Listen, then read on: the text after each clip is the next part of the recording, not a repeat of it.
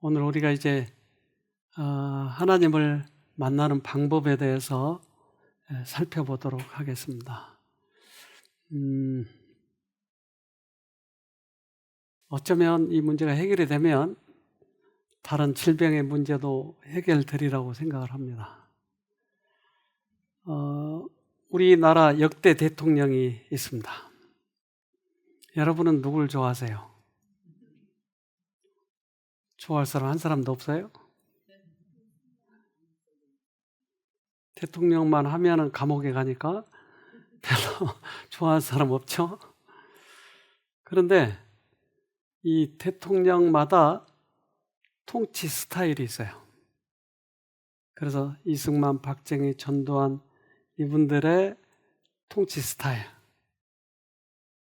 그때 이 우리나라를 어떻게 잘 이끌었는지, 또 이 나라에 사는 사람들은 그때 무엇을 원했는지 각 사람마다 다 리더십이 달랐어요.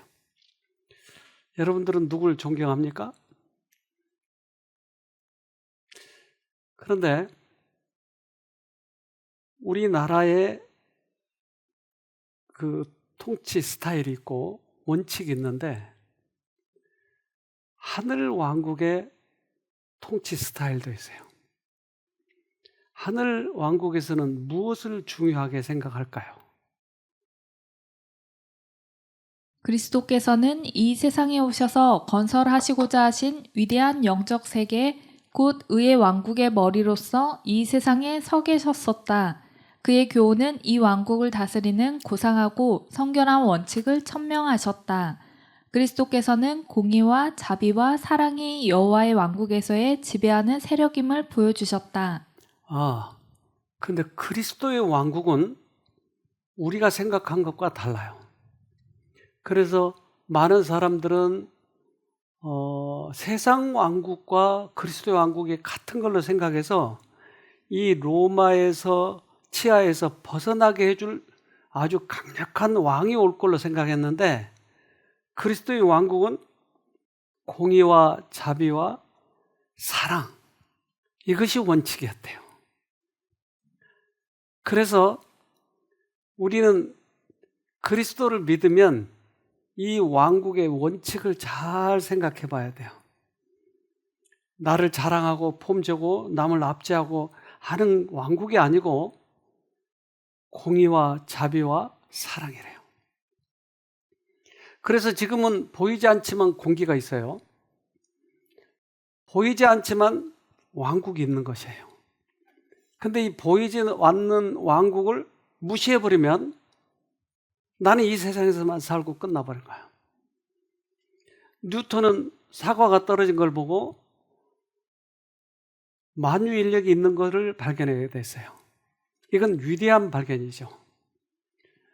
그런 것처럼 우리도 보이지 않는 왕국이 있다고 하는 것을 발견하면 굉장한 것을 발견하게 된 거예요. 예수는 믿지만 우리는 이 왕국을 경험해보지 못한 사람들이 거의 대부분이에요. 참 이게 이상해요. 예수를 믿는데 왜 예수의 왕국은 잘 모르는지. 근데 그 왕국은 영적인 것이지 우리들의 세상적인 것이 아니다 이 말이에요. 근데 세상적인 것과 영적인 것을 혼합해가지고 많이들 생각한 거예요. 그래서 기복신앙이라고 하는 게 나온 거예요.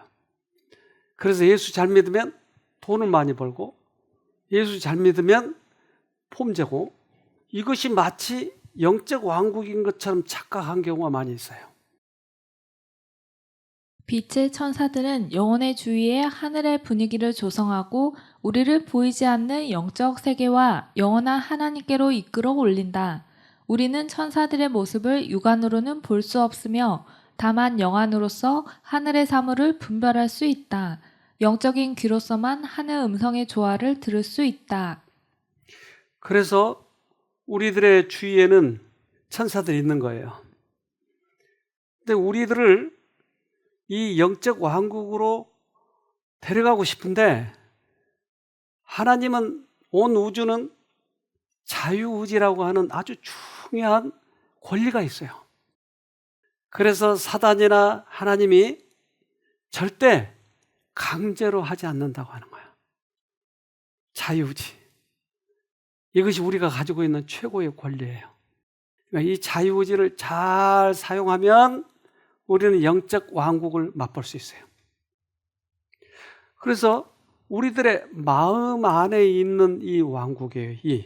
아까 얘기한 것처럼 자비와 사랑과 공의는 이 왕국의 기초였어요. 따라서 우리는 사단의 왕국을 사느냐 하나님의 왕국을 들어가느냐는 우리들의 선택이에요. 그래서 이 왕국이 있다고 하는 것을 성경은 이렇게 얘기해요.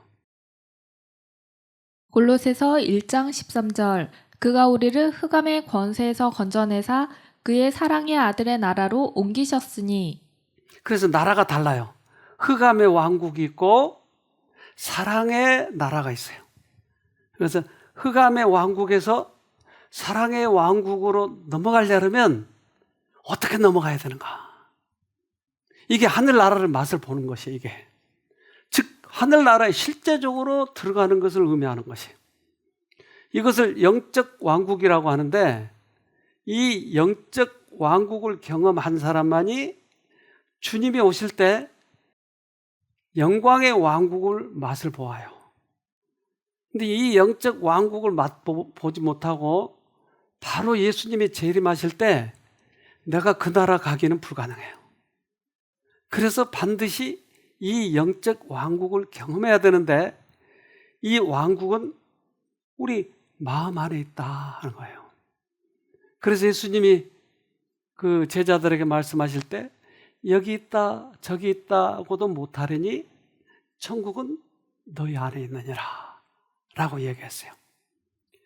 그래서 이 왕국을 우리는 잘 결정해서 영적 왕국을 맛봐야 되는데요. 사도행전 26장 18절 그 눈을 뜨게 하여 어둠에서 빛으로 사단의 권세에서 하나님께로 돌아가게 하고 죄사함과 나를 믿어 거룩해 된 무리 가운데서 기업을 얻게 하리라 하더이다. 그래서 어둠에서 빛으로 사단의 권세에서 하나님께로 이러한 왕국이 있는 거지. 이 왕국을 우리는 맛을 보아야 되는데 이 제자들이 예수님이 능력을 베풀고 권세가 있으니까 병도 고치고 또 많은 사람들을 먹이시고 그러니까 야, 이 사람을 왕을 시켜놓으면 우리 평생 먹고 살겠다 해가지고 왕을 시키려고 했을 때 예수님이 어떻게 했죠? 쓱 없어져 버렸어요. 예수님께서 원하는 것은 그 왕국이 아니다. 그 왕국은 뭐였어요? 영적 왕국이었어요. 영적 왕국. 그래서 이것을 우리가 잘 살펴야 됩니다. 예수께서도 당신의 사업을 이와 같이 군대의 충돌과 또는 보좌와 왕국들을 뒤집어 엎으시는 것을 통해서가 아닌 자비와 자아 희생의 생애로 사람들의 마음에 말씀하심으로 하실 것이었다. 자, 그렇다면 이 세상 왕국에서 영적 왕국으로 어떻게 넘어가야 되는가 여러분 궁금하지 않으세요? 별로 궁금하지 않는 것 같은데 궁금해요? 돈 엄청 많이 내야 되는데 유럽에는 허풍나방이라고 하는 게 있어요.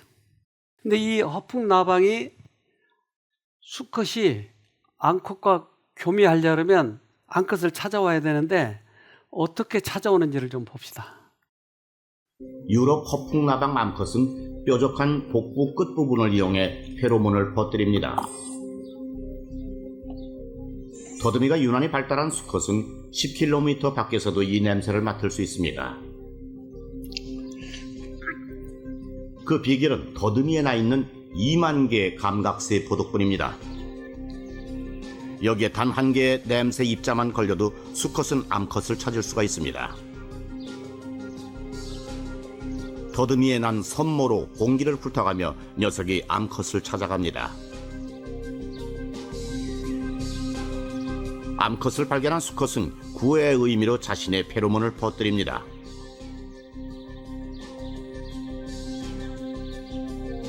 짝짓기가 성사되면 암컷은 더 이상 냄새를 방출하지 않습니다. 수컷이 몇 킬로요? 10킬로.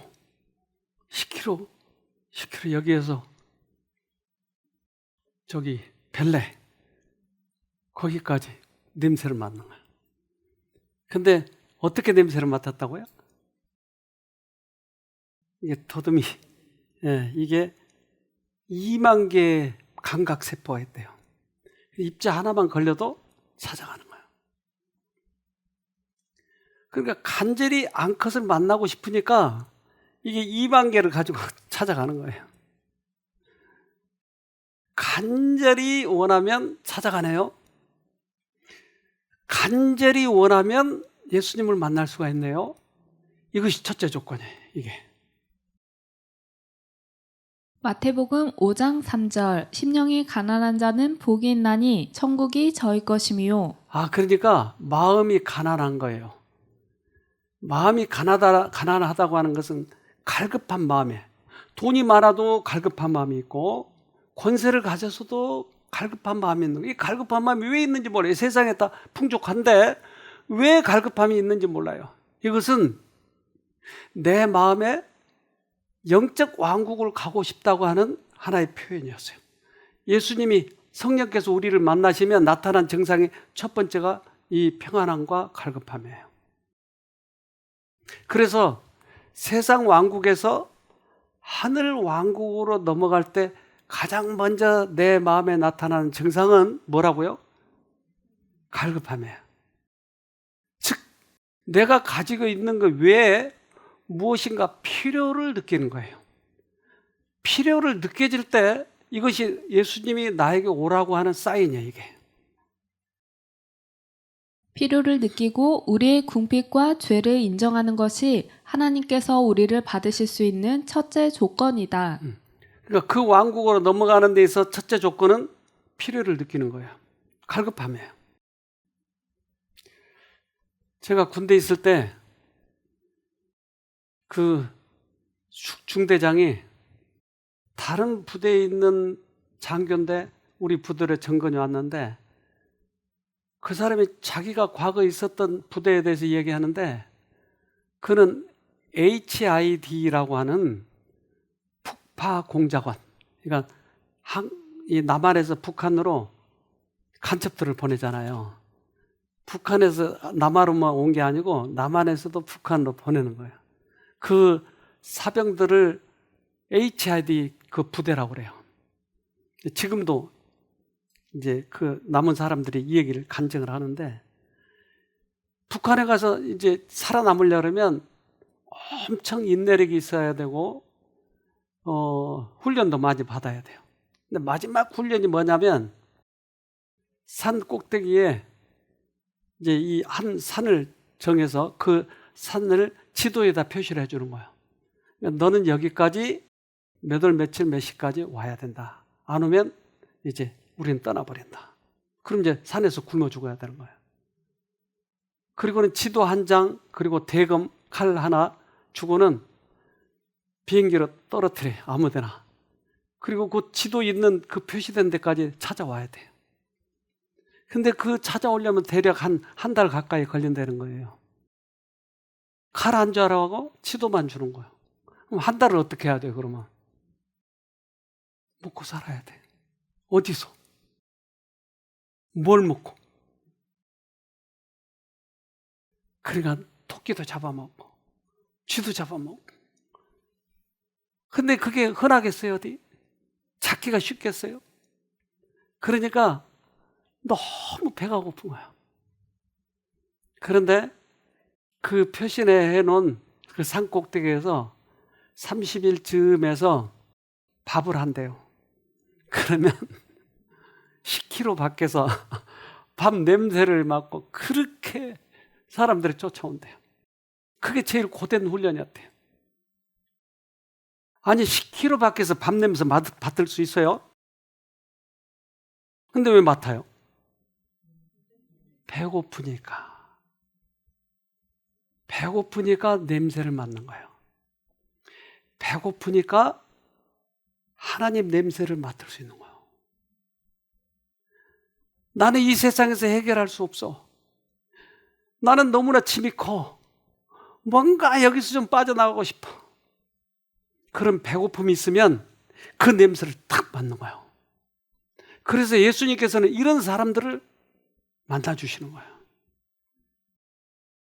예수께서 사람들 중에 행하셨을 때 의원을 필요로 했던 사람은 병든 자들이었다. 가난하고 병들고 고난을 당하는 자들이 다른 곳에서는 찾아볼 수 없었던 위로와 도움을 받기 위하여 그를 쫓았다.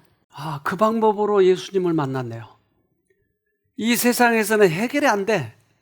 또 내 마음에 이렇게 갈급함을 어디 가서 흡족하게 만족할 수가 없어. 그러니까 예수님을 찾는 거예요. 그때 우리는 영적 왕국의 맛을 보는 것이에요. 그래서 이스라엘 백성들은 40년 동안 광야 생활을 했는데 그들이 뱀에 물려서 죽게 되었을 때 약도 없었어요.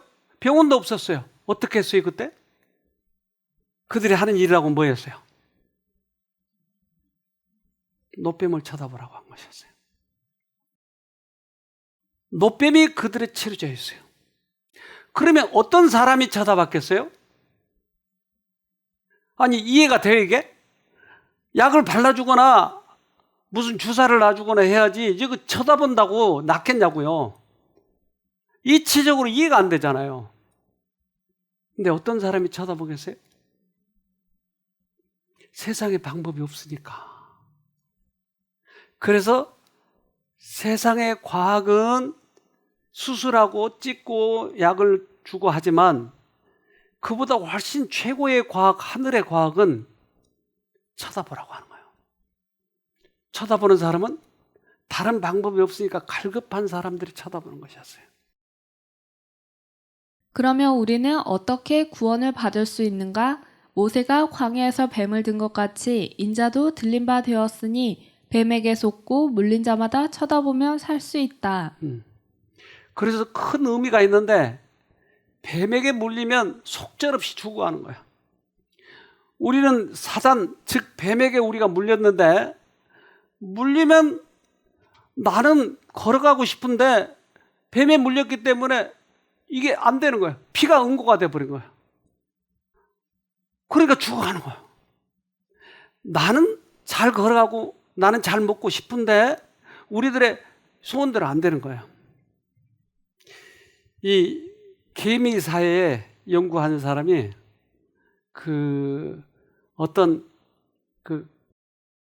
이 세균이나 이런 것에 감염이 되면 개미가 어떻게 변하는지를 보여주는 영상이 있어요. 한번 보도록 합시다.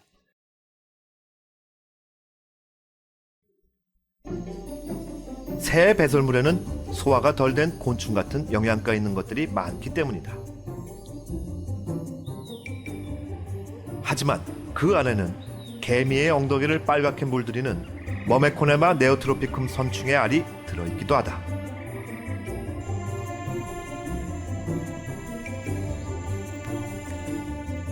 일개미들은 부지런히 새 배설물을 둥지로 실어 나른다.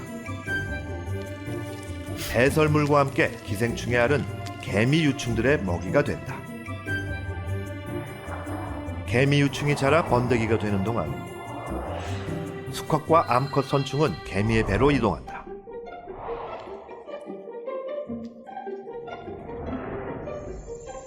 유충이 성장하여 어른 일개미가 됐지만 감염된 개미는 아직은 까만색이다.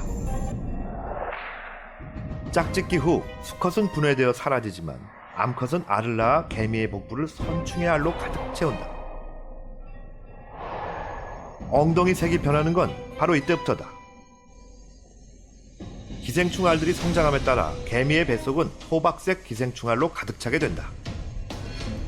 그러면 이 개미의 엉덩이는 새가 좋아하는 빨간 과일을 닮아가게 된다.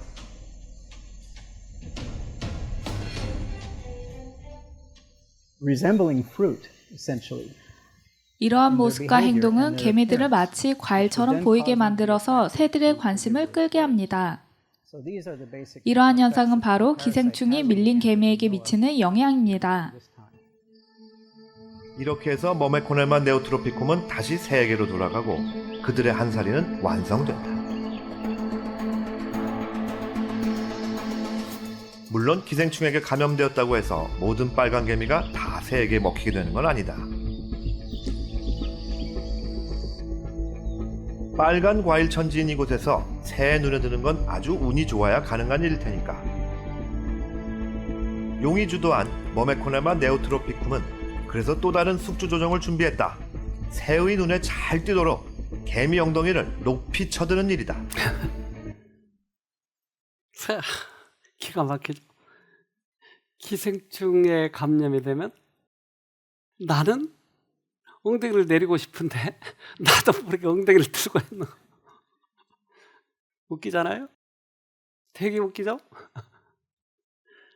나는 인내하고 싶고 온유하게 살고 싶은데 나는 성질이 나.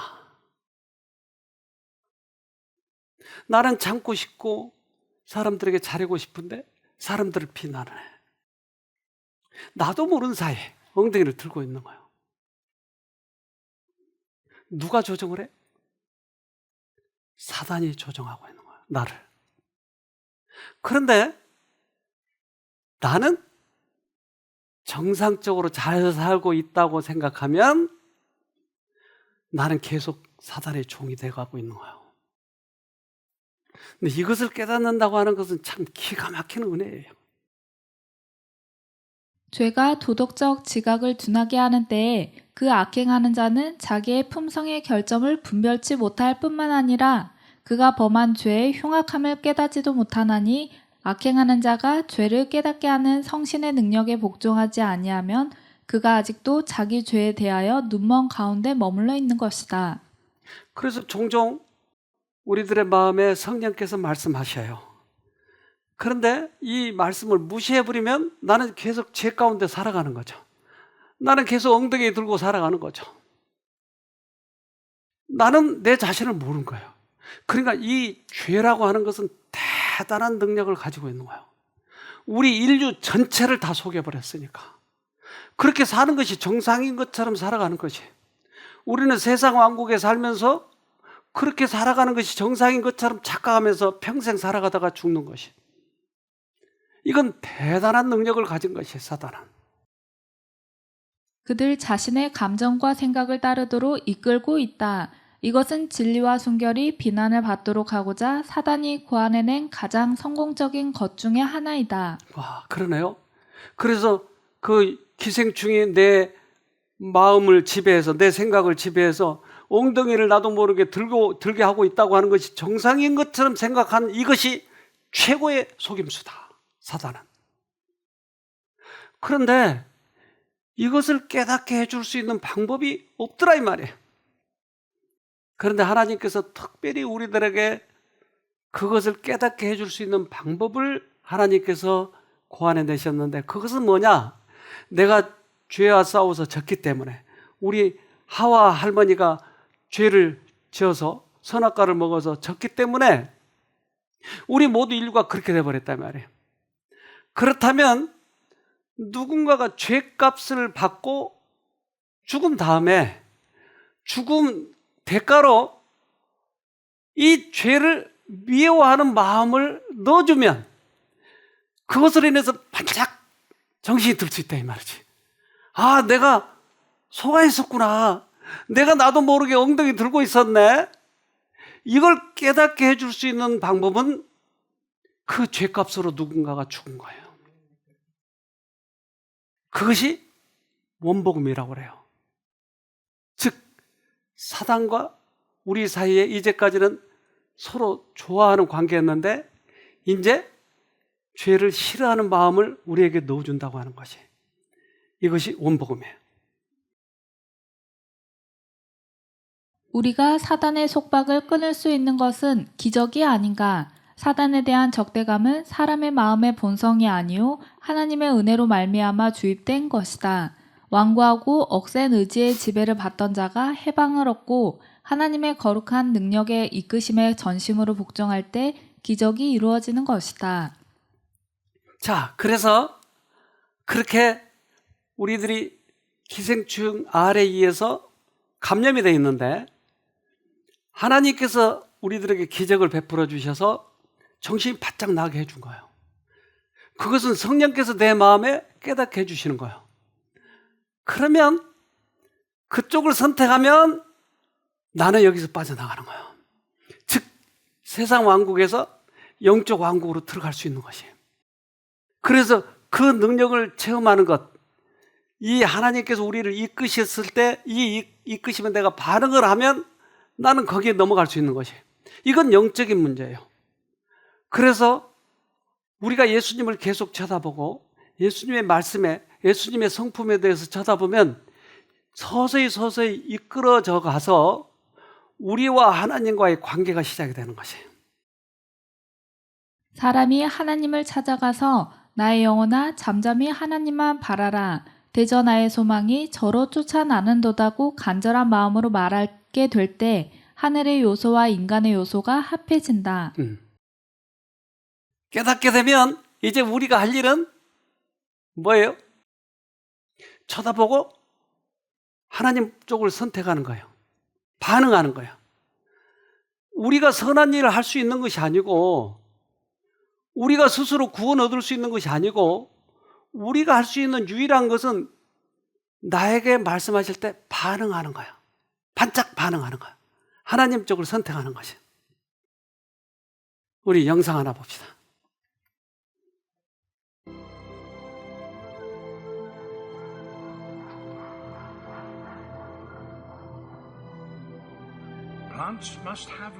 식물은 성장하려면 햇빛이 있어야 합니다. 그리고 필요한 만큼 얻으려고 무엇이든 할 것입니다. 식물이 번성하려면 숲은 완벽한 장소처럼 보일지 모르지만 이곳 아래 숲 바닥에서는 어린 식물이 삶을 시작하는데 상상할 수 없을 만큼 아주 힘든 장소입니다. 밀림 천장은 매우 두꺼워서 소량의 햇빛만 통과할 수 있습니다.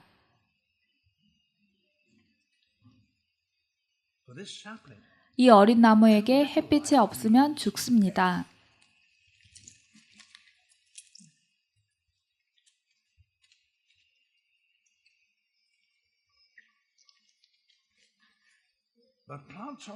그러나 숲바닥에서 식물은 활발해야 합니다.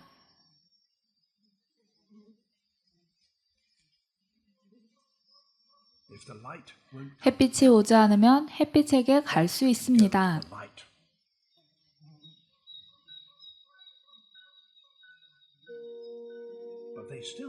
그러나 여전히 문제가 있습니다. 햇빛은 50m 위에 있습니다. 그래서 올라가야 합니다.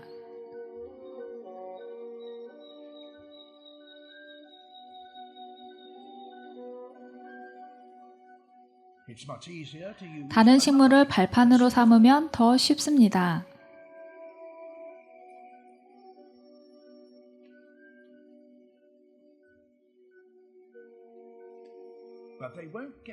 그러나 꽉 잡을 수 없다면 높이 닿을 수 없을 것입니다.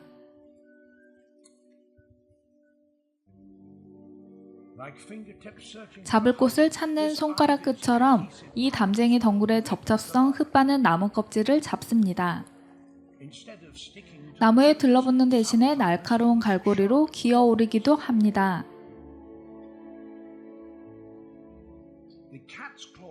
고양이 발톱 같은 덩굴 식물은 아무리 작은 틈이라도 덩굴선을 걸어서 위로 끌어당깁니다.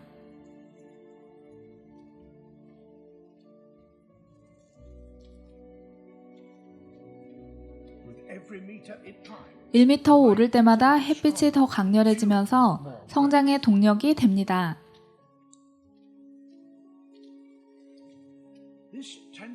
시계풀의 덩굴소는 공중에서 목표 없이 흔들리는 것 같지만 실제로 고정점을 찾고 있습니다.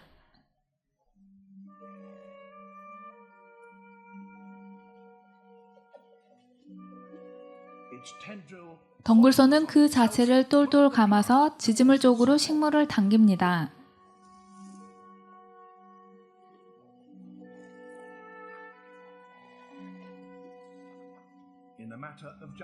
이 기어오르는 식물은 단 며칠 만에 숲 천장에 오르는데 성공했습니다.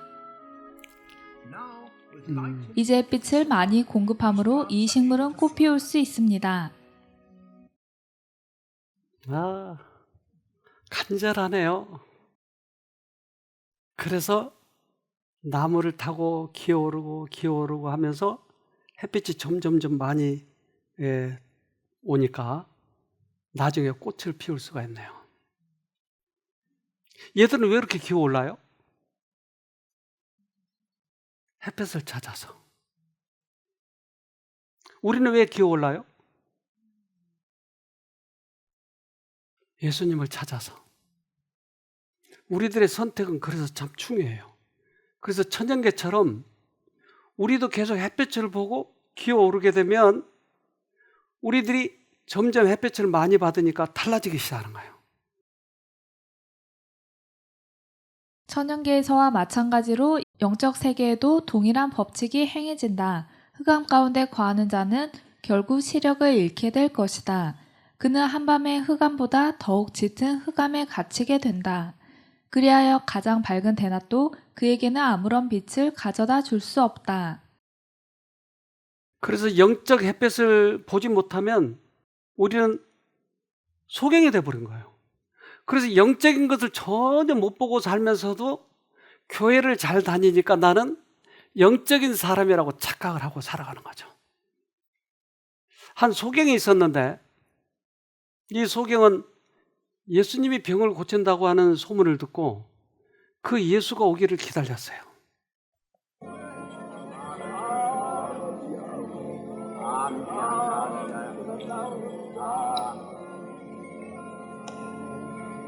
여보세요, 무슨 일입니까? 무슨 일이에요? 나사렛 예수께서 지나가고 있어요.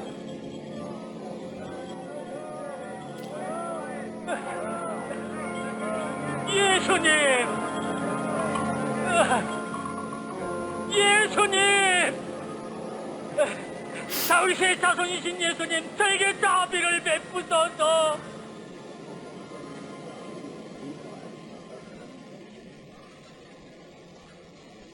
내게 무엇을 바라느냐? 보기를 원합니다.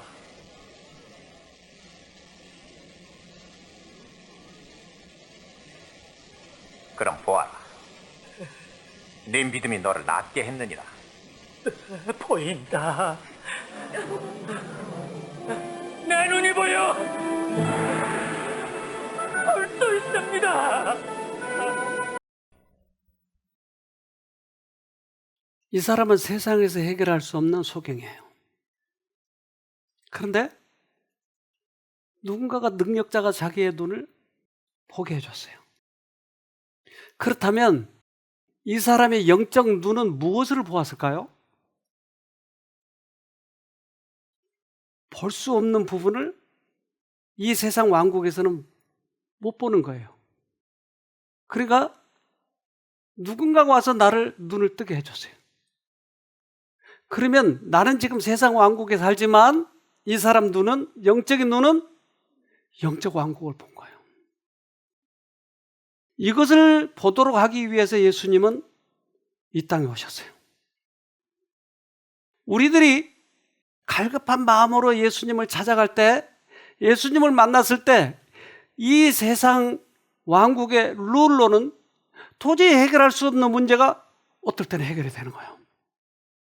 이때 우리들의 영적 눈이 뜨여지는 거예요. 이 사람의 끈질긴 믿음은 보상을 받았다. 육체의 시력이 회복되었을 뿐 아니라 그의 이해의 눈도 열렸다. 그는 그리스도에게서 구속주를 보았고 의의 태양빛은 그의 영혼 속으로 빛을 비추어 주었다. 소경 바디메오 같이 그리스도의 필요를 느끼고 그가 한 것 같이 열렬하고 단호하게 부르짖는 사람들은 모두 다 그들이 갈망하는 축복을 받는다. 그래서 우리는 세상적으로 눈을 떠 있으니까 나는 소경이 아니라고 말할 수 있지만, 그러나 그 영적 왕국에 대한 감각이 하나도 없는 사람은 소경이다라고 하는 것이에요. 우리들의 이 고집, 완고함, 이것이 그때 꺾이는 거예요. 그러면 새로이 영적 왕국이 전개되는 거예요. 완고하고 억센 의지의 지배를 받던 자가 해방을 얻고 하나님의 거룩한 능력의 이끄심에 전심으로 복종할 때 기적이 이루어지는 것이다. 강력한 미혹을 당하였던 사람이 도덕적 진리를 깨닫게 되는 때에도 그러하다. 한 아주머니가 오셨는데 이분은 그 남편의 누나, 그 시누이죠. 네, 시누이가 여기 오셔서 많이 좋아지셔서 가셨어요. 그러니까 여기 와보게나. 난 50년, 60년이나 믿었는데 왜 거기를 가야 되냐고. 그래서 그 시누이 부탁을 들어주느라고 여기 왔어요. 근데 이분이 페인트 하신 분인데 그 여기 오신 김에 페인트를 좀 해줘야 되겠다고 그래서 우리 옥상이랑 얘기를 좀 많이 해줬는데 이분이 그 하나님을 만나는 과정에 대해서 설명을 해요. 원장님 말씀이 집사님 새로 시작하십시오 그러는 거예요. 다시 시작하라고.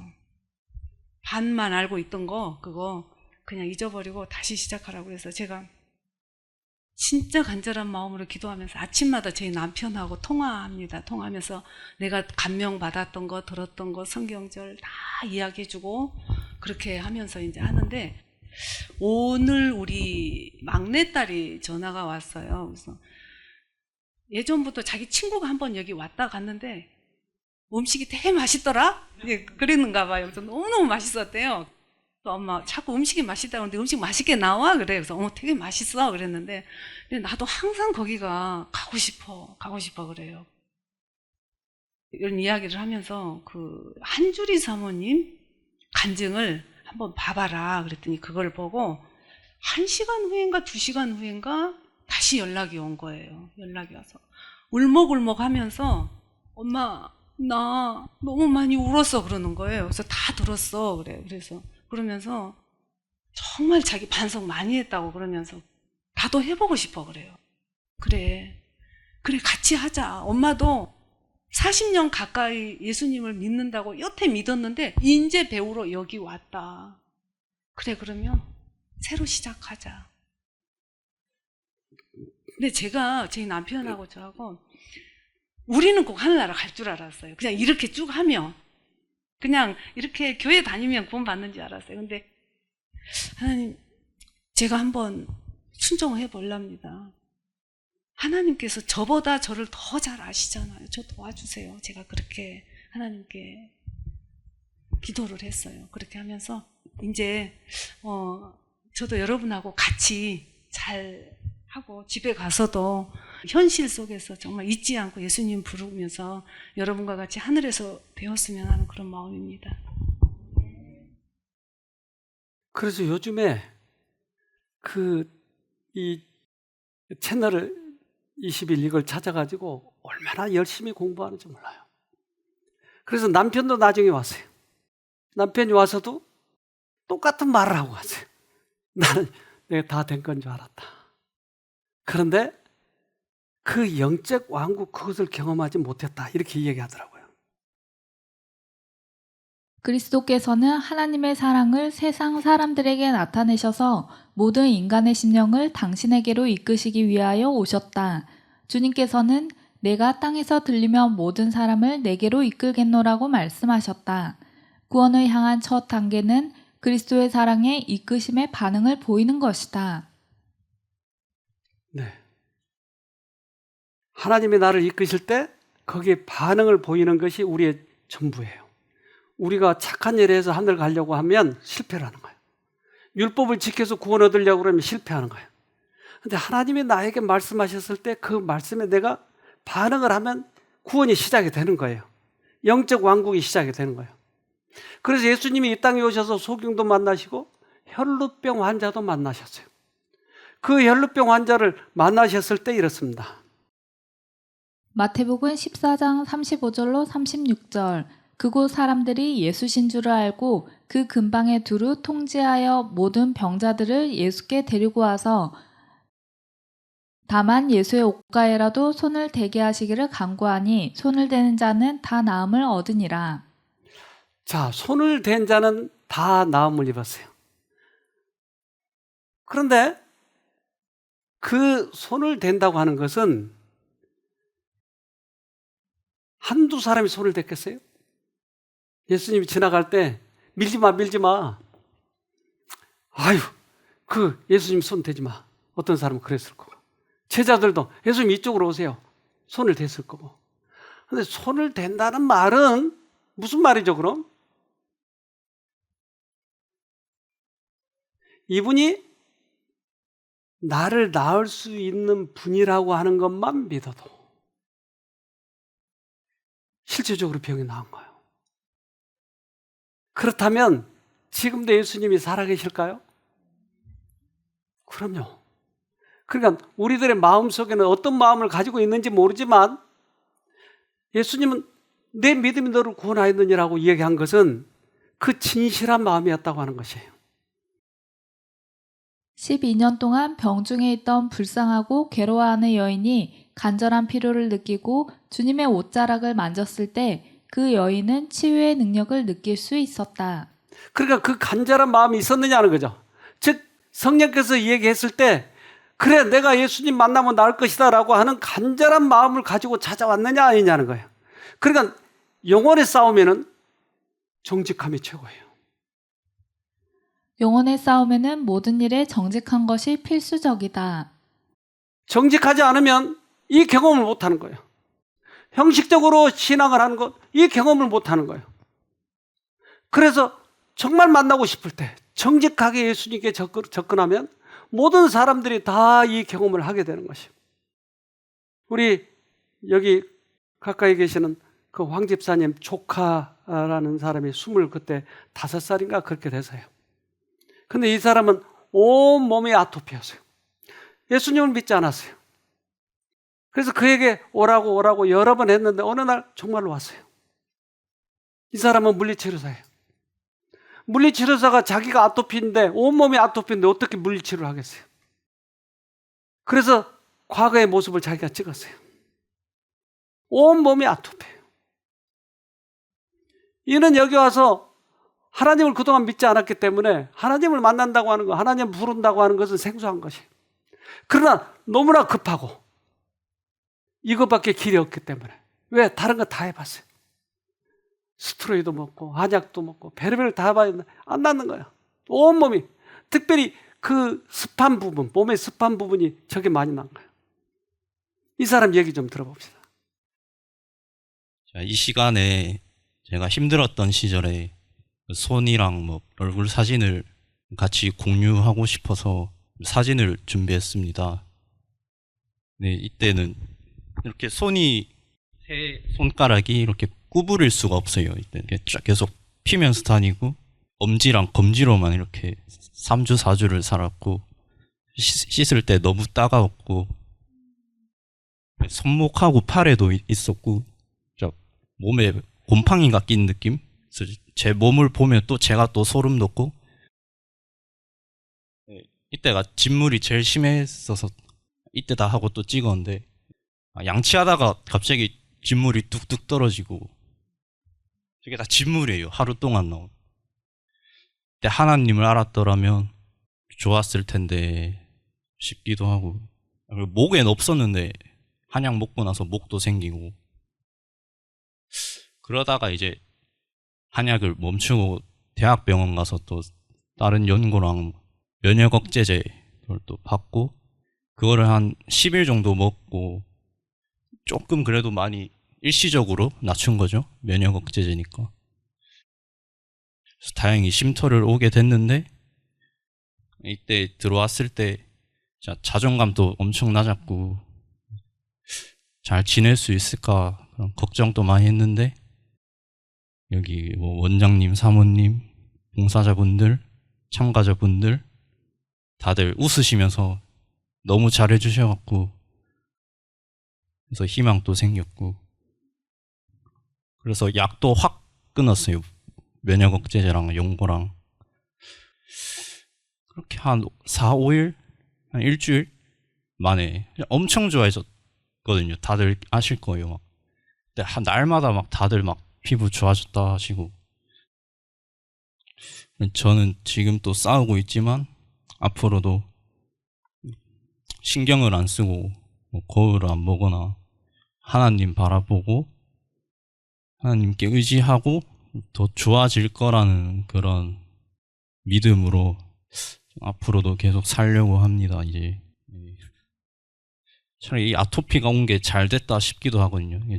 이런 곳에 오게 돼서 또 새로운 인생을 전혀 상상도 못하는 이런 인생이 펼쳐질지 몰랐는데 저는 나가서도 이제 교회 열심히 다니고 언제 어디서도 쉼터가 계속 있으니까 좀 안심이 되고 그때는 치료 목적이 아니고 또 그때 믿음이 약해지면 다시 오고 싶을 정도로 든든한 것 같습니다.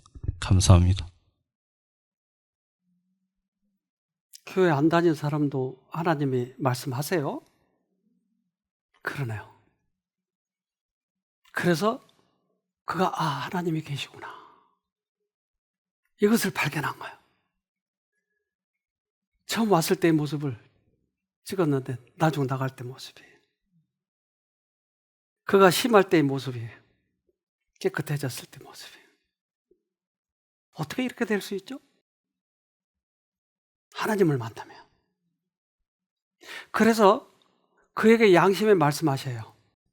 그럼 양심에 말씀하시면 이게 하나님의 음성이구나. 그리고 따라가는 거예요. 그러다가 하나님이 결정적으로 부를 때 과거에 나를 불렀던 그분이 실제적으로 양심에 부를 때 너 쉼터에 올래? 그러면 내가 선택하는 거예요. 갈까 말까 갈까 말까.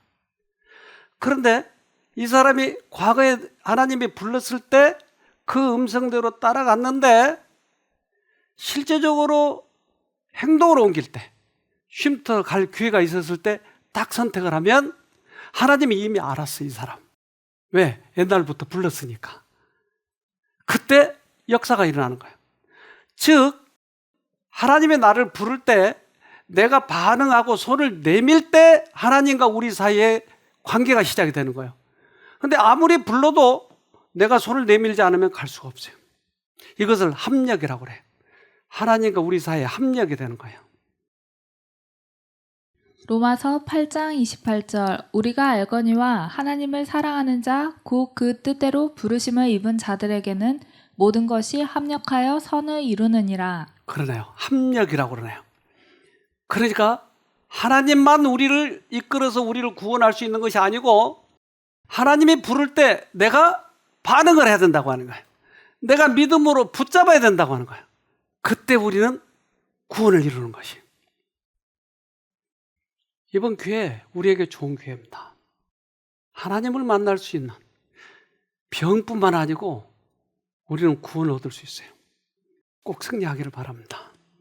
기도합시다. 하늘에 계신 아버지, 우리들에게 찾아오셔서 말씀하실 때 거절하지 않도록 도와주시옵소서. 세상 일 모든 것보다 더 중요한 것이 영적인 일이라고 하는 것을 다시 깨달았습니다. 꼭 주님 만나서 우리 모두가 승리하는 그런 경험하도록 축복해 주시옵기를 예수님 이름으로 기도합니다. 아멘.